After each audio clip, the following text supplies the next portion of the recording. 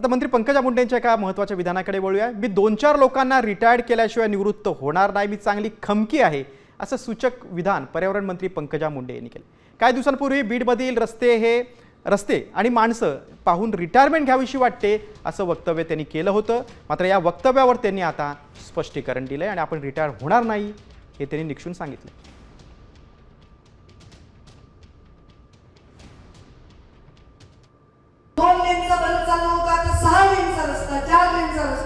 इतका खोदून ठेवलं होतं, कडकड करत मी इथपर्यंत आले आणि माझ्या प्रियला म्हणलं मला आला कंटाळा।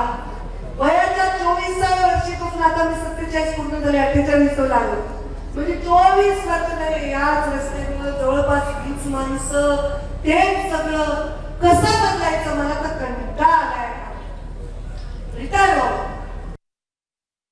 तरी बातमी दिली ती ताई रिटायर होणार, काही रिटायर होत नाही, चांगली खमकी आहे। मला काय झाले, रिटायर काय व्हायचंय?